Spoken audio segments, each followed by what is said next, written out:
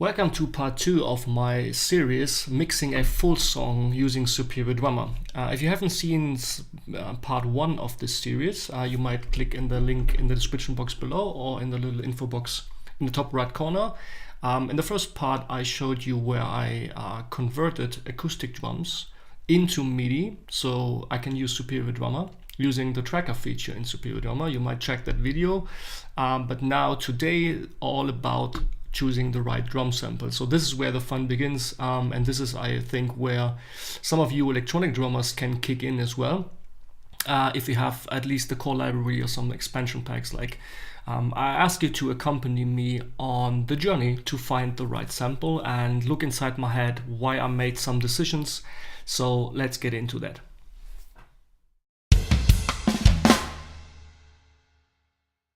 So this is where we finished the video last time.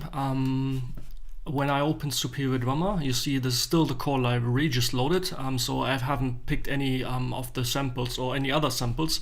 And down here, you see the MIDI performance that was kind of like translated using the acoustic drum sample. So to find the right samples is of course kind of like, it depends how many expansions and libraries you have. If you just have the core library, which is usually already enough, or just like me going crazy and owning like just too much of them basically. But the most important thing for choosing the right drums is you have to have a clear picture in your mind, like an idea how the song should sound like in the end, kind of like an idea. So if you haven't seen video number 1, I will still again, and for that sake I will mute Superior Drummer for that purpose and show you the original drums.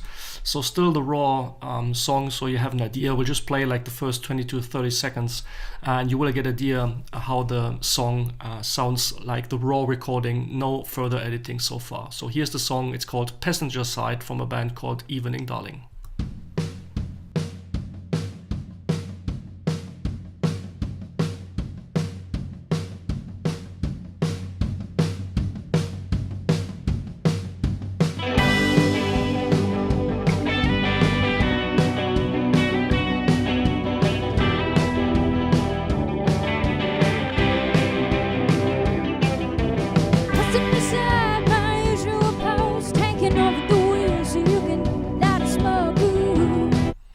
So here it's a straight modern but indie pop rock song, kind of like. So I already have an idea in mind, but there are some technical requirements that I need to take into account, and this is what I want to share with you. So first again, solo the drums and open Superior Drummer as well, and a sneak preview how this sounds together with Superior Drummer. Just the core library, no preset at all. So again, the first 20 seconds using the samples.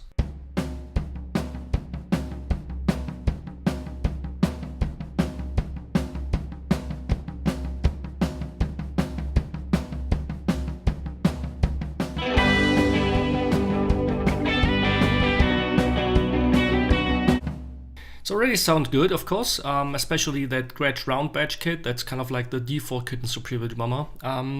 I think already right now, I don't think that I will use any of the kits that come together with the core library. The reason is that I have a certain idea in mind. I need kind of like some toms that are kind of like muffled in a certain way or a little bit damped, because due to the pattern the drummer is playing, like those straight 16th notes on the floor tom, which is like basically occurring through the whole song at a tempo of 160. The problem if you play like that, if you have a floor tom that's like resonating a lot and has a lot of low end and it's kind of like has a lot of sustain, which is usually fine let in kind of like classic hard rock or stuff. By playing those fast 16s on the floor tom, the low end can build up in a very unpleasant way. So it's gonna be tough to mix afterwards, though you can control the sustain using some of the functions. For instance, here on the right side, this envelope and offset, which I talked about a lot in some of my previous videos. However, if I have the chance to get a muffled drum that was recorded in a muffled or damped way, I'd rather go that way, because this is always kind of like digital, kind of like post-processing, which is fine. But if I have the chance, and thank God I have enough different libraries, so I can go that way. So The first idea, like when it comes to more muffled or drier sounds, is the custom in vintage, which is kind of like underrated. I really like that. It's one of the first SDXs Superior Drummer released some years ago. Recorded in 2 kHz studios in London. One of the best sounding consoles ever made. Fantastic drums, not only vintage drums but custom made drums.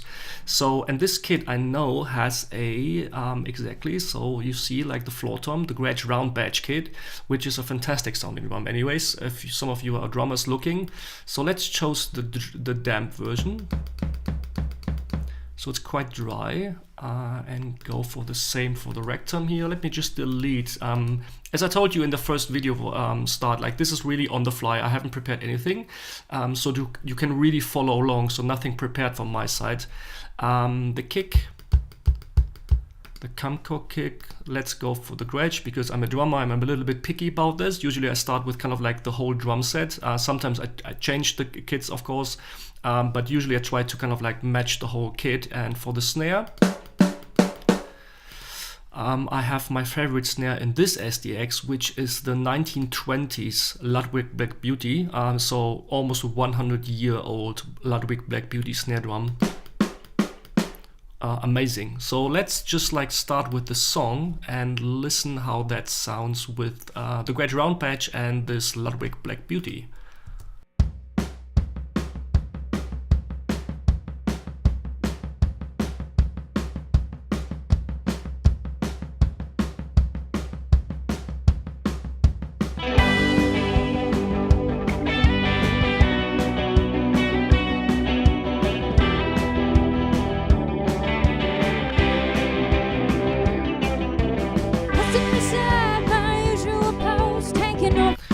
And what I do right now, what you see when I kind of like try to find the right song, it's I don't catch any EQ. Of course, you have this idea in mind that I told you in the beginning, and I already have my kind of like sound idea in mind, which is hard to describe in words.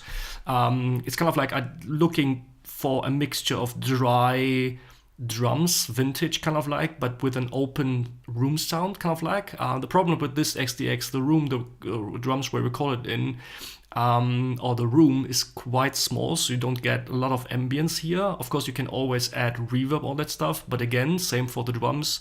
If I have the, let's say, the quality of a good sounding room, I'd rather pick a room, because like the drums are kind of like recorded in that room instead of just picking a reverb. So let's, and what I do right now, you see, I play the song over and over again. So especially the beginning where you just hear the drums and the music will kick in, and I start to adjust some faders to bring kind of like the drums in a good relationship to the music without even touching any compression, because this is what mixing all about. It's kind of like getting a balance between the instruments and the drums, so you already get an idea if those drums work in the context. But so again, just jump into the first pattern here.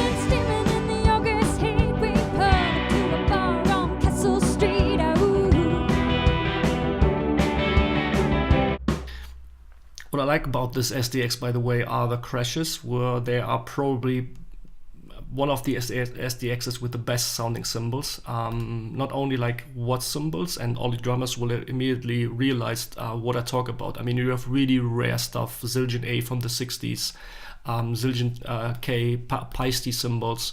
So really like sought after stuff, and I really like those cymbals here, especially in combination with those warm sounding instruments. So again, maybe like just like before the music starts here, so you hear that 17-inch Zildjian K dark crash.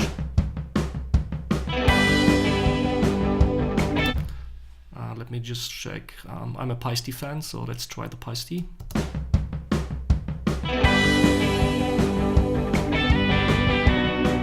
you really hear that ring out, like really kind of like the detail they recorded those drums.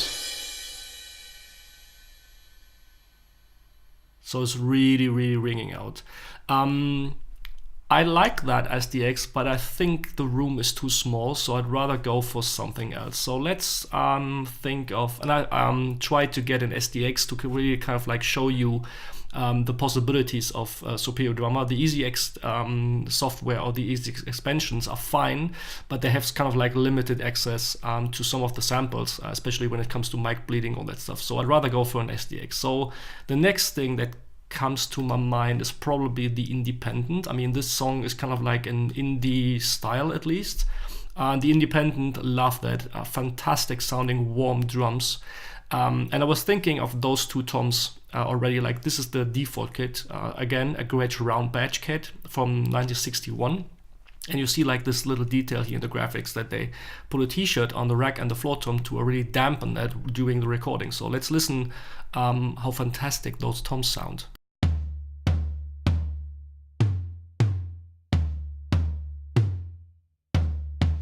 I love white finishes on drums anyway, so but I think this kick drum is too boomy. So let's here's another Gretsch round badge, 1958 with no front head. That looks and sounds like a more overall kit. And for the snare, I think I have one of the favorites here. It was this, again, yeah, this Ludwig Chrome over brass with a calfskin hat. So I'm looking for something cracky, and the cymbals here in this kit are awesome as well. Not so much kind of like choice, but they sound fantastic. So let's start with the Zildjian K Constantinople and a custom here. So I'm looking for, because I know that during the song I'm switching and the drummer was switching between two cymbals, so I want kind of like a different effect, like one lower and one higher pitch cymbal, which is the case here. So let's just listen how that sounds right from the start. And again, I'm trying to kind of like mix on the fly right now, so to kind of like to match the sound as close as possible.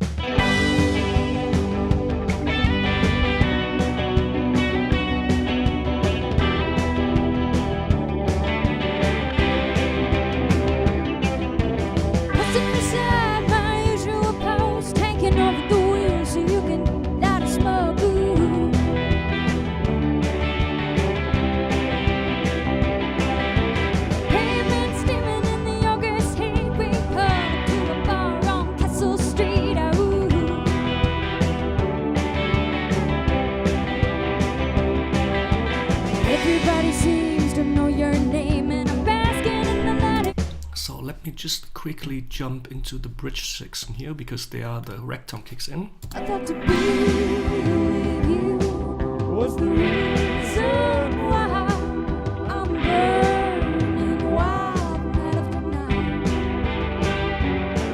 But I'm starting to think after all this time. So it already sounds really good, and again, that there was another idea that I've added, or the drummer played, the original drummer, when I captured his performance and translated it into MIDI. There was this part where the drummer was playing, I think during the verse, yeah, here. So I think in the second pre-chorus, the drummer played the hi-hat with his left foot on downbeat with the snare. So and I know, and this expansion pack, you see you have basically two different hi-hats, the 15-inch Zildjian U beats and the 16 Zildjian K Lite, but both with a tambourine. And the cool thing here is, as long as you just play the hi-hat regularly or commonly, you will just hear the hi-hat. So the tambourine kicks in like on an acoustic drum, where usually the tambourine is kind of like placed above the hi-hat, so on this hi-hat stand. The moment you do a foot splash, you will trigger the tambourine, and this is exactly what's been, I will show you that here, what's happening here in. Let me just, you heard that? So I put those notes here in the hi-hat section on the closed pedal signal, because I just wanted to kind of like either have like this closed pedal going on together with the snare, or trigger something else. You can, in Superior Drummer, if you have a common hi-hat, just add, by stacking another instrument, a tambourine. For instance, this one, I think the SDX has one already included. So you could just like stack this to this particular articulation, but again, if you have the chance that it's recorded anyway, you can use that. So let's have a listen first and foremost without the music, so you hear what I mean.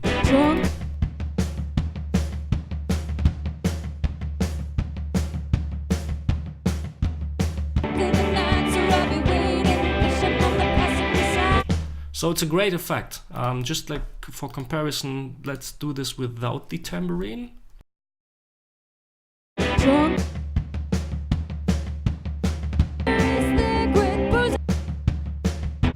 So you barely hear that. So this is kind of like great. It's not kind of like important or like the most important decision for picking a drum, but I think this kit already comes very close to the idea that I have in mind. So let me save this as, let's call this Passengers.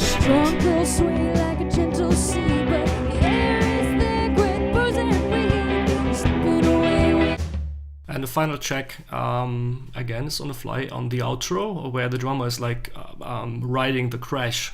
So if the crash sounds smooth enough, and already kind of like starting to adjust that, this is the crash that the drummer has been playing, so on his right side. So increasing here and down in the top right corner, in the bottom right corner, sorry, there are this smoothing section. So by increasing that, the software will kind of like, if it recognizes that the cymbal is played very fast, or many repeating hits, it will kind of like start to create that cymbal swell sound over the, so you don't just hear 16 notes played on the cymbal like once after another, but it's kind of like created that cymbal swell, which you would expect anyway by riding a crash during a pattern. So let's listen how that sounds here, going a bit into the outro.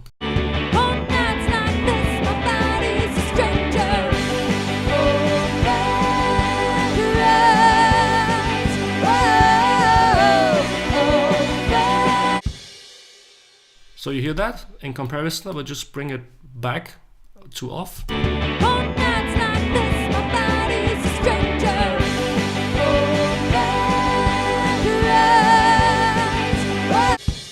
So you really hear more single hits than kind of like this build up of the sound that cymbals usually do when you hit them quite often. So the thing is that, and this I would do this on the during the mixing as well, just like to get an idea, not to over exaggerate, because you want to hear like those accents that he's playing on the downbeats. But kind of like find a sweet spot. So I think this is good. So let me just save this as well. But I have another idea. And what I always tell you in some of my videos is that don't be fooled by the names of a certain expansion pack. This song is for sure not a hard rock or rock song at all. But I know that the Rock Foundry, first and foremost, was of course recorded by legendary Bob Rock, so it will sound amazing. But this pack has a kind of like a vintage damped kit to it as well. So the default kit, I think, is probably too much. So this is kind of like this Metallica kick. So it's probably too much, but I think it was the 71. Yes, again, it's white, so that's nice. So let me just kind of like remove all the stuff that I don't need to save some RAM power anyway. We don't even need the right cymbal. We just need hi-hat, 2 cymbals, the snare and the 2 toms. So let's start with the same kick as well. So again, it's white, this is nice. The snare is cool, I think. The hi-hat is not so important. So for the cymbals, I think it's too bright. Let's go for the 20-inch Sabin HHX Legacy Crash. fantastic. Washy sound. This is good for that song. And here I go, it's the same notes, 20 and 21. So it's a little bit brighter than that. So let's quickly listen how the Foundry works on that.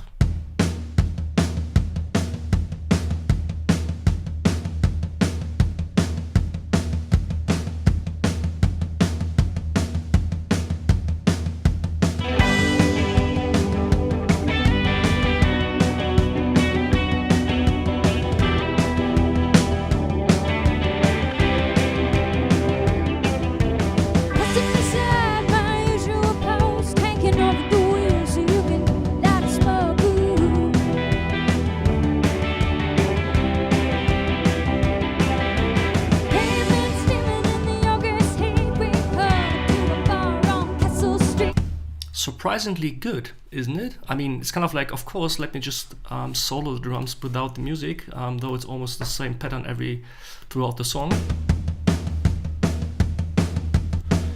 So what I immediately realized that the room is big enough, so I get some room ambience here, but it's not that big as the core library of Superior Drummers, so this might be really an option. So let me just listen to the room sounds here.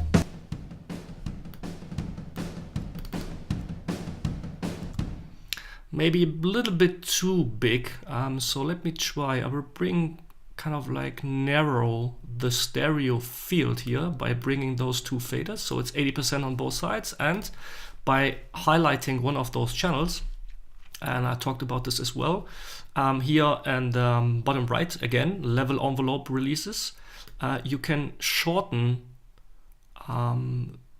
the sound kind of like, so you kind of like dampen the room or make it a little bit smaller.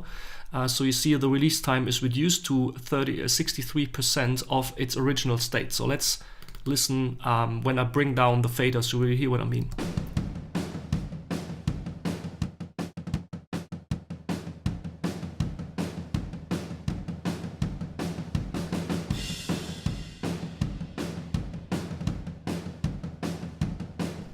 So you don't want to kind of like make it unnatural unless you use it for an effect, but I think something around 60, 65, it's kind of like still natural, but a little bit kind of like damped.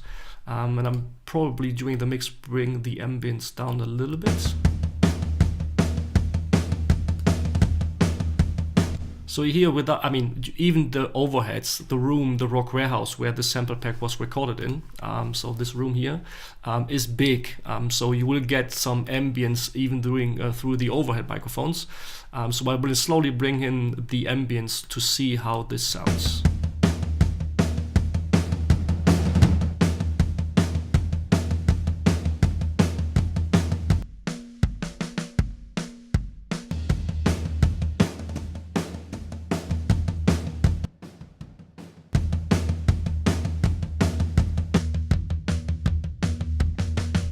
So it's amazing when you just mute the room microphones how dramatically the whole sound of this sample pack changes, which is always a good sign that the room is really driving the sound of this package. When you remember the custom vintage I picked first, almost no difference when I bring up the room microphones because the room was so tight anyway, but here it's kind of like really it's this the room sound that define the sound of the whole sample pack. But I think this might work. I'm not happy with the kick though. It's a little bit too, I don't know, too clicky. So let's go for the Ludwig 60s here. So I like that. It's a little bit more like softer, like the beater is a little bit softer and a little bit more low end right from the start. So let me again check in context with the music. Again, this might bore you, but it's kind of like this is the process that I do usually when I pick samples anyway, even for my drum covers.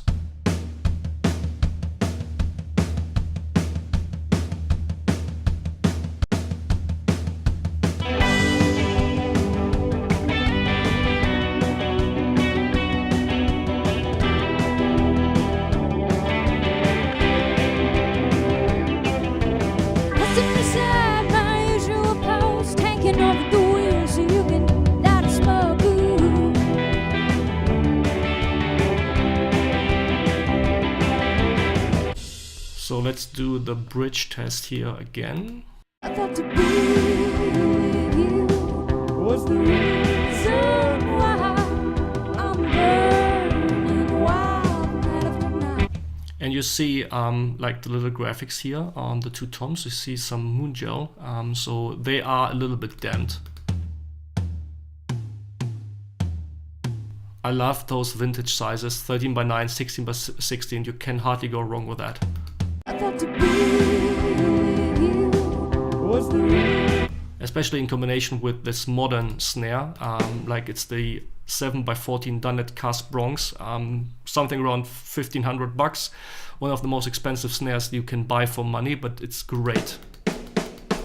Because the other ones are kind of like too hyped. This is kind of like the Tama Berber snare. I love that snare. I mean, for hard rock and metal, there's no better pick than the Tama Berber snare, but for that song, it's just too much. This might work as well. The George,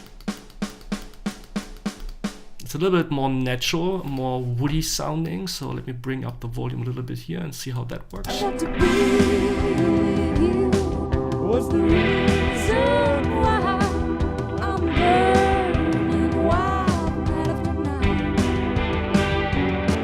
But I'm starting to think after all. Now the Dunnet, this one, the Dunnet Cast Bronx has more body to that. Again, I know that I can change a lot of stuff by stacking other snare drums to it and EQ and all that stuff, but I follow the old rule when it comes to music mixing production. It's kind of like record as if there were no mixing. So the better the recording sounds right off the box, the less work you have during the mixing, and the more fun you have, and probably the better results will be. So I don't have this, and you shouldn't do neither, this let's fix it in the mix approach. So kind of like try to get the sound as close to a finished project already in that state, to have that idea, because if it sounds good right now, you can hardly destroy it during the I mixing. thought to be with you was the reason why I'm burning wild night after night. But And of course, let's check if the cymbal stuff in the end works here with this big 20-inch crash. So let me again bring up the smoothing function here.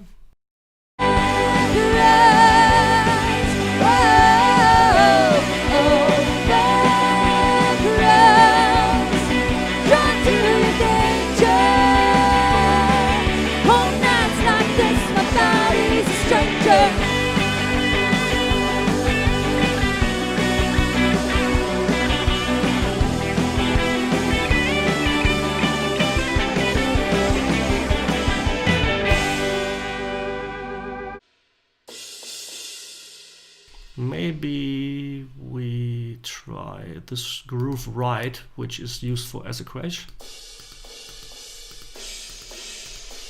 So it's dark as well.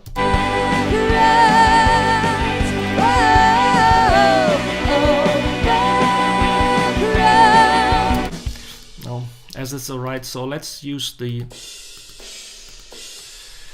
I think I go for the Rock Foundry, honestly. I was tempted to use the Independent. I like the tambourine stuff here, but I can add this afterwards if I think this is kind of like important for the song. But I think the Rock Foundry, and again, though it's called rock, choosing like some vintage drums here, which are luckily provided by Toontrack and Bob Rock, together with this kind of like modern snare and some big washy cymbals, I think it's a perfect example to kind of like as a starting point. I will start to kind of like in the next video, you will see me what I do afterwards, kind of like routing everything out, because I don't mix inside Superior Drummer. I will send all the drums into my DAW, which is Reaper. I'm gonna replace the existing drums here and then basically start to mix. But you see me kind of like building my mixing template and how I route the drums and start mixing and building the song upon the drums, of course. And during the mixing, because I will keep Superior Drummer open, you can use here the 16-bit mode. during the mixing to save some memory as well. So you see it's going even under 400 megabyte of RAM power. So it should be doable for my computer to handle that. So during the mixing, you will see me going back and forth to this interface to kind of like maybe change the level of the cymbal, because of course when you put EQ, compression, maybe reverb, some other distortion stuff, saturation on the drums, sometimes the sonic character of certain instruments may change during the song, so you need to adjust the stuff. And this is the cool thing about digital audio, of course, or virtual instruments. In real life, you cannot like change the cymbal afterwards. With a virtual instrument you can, or you bring down the volume of the cymbals in the overheads, which you can't do in acoustic drums neither. So this is the cool thing. But the more important now is that I have a starting point that I can build upon. So this was kind of like my way how I usually, and this was kind of like a spontaneous decision. I thought I would go for something else, but the Rock Foundry is always a good choice. So next video, mixing the song Passenger Side von Evening Darling together with the Rock Foundry samples. Hope to see you then again. Thanks for watching, guys. See you next time. Bye bye.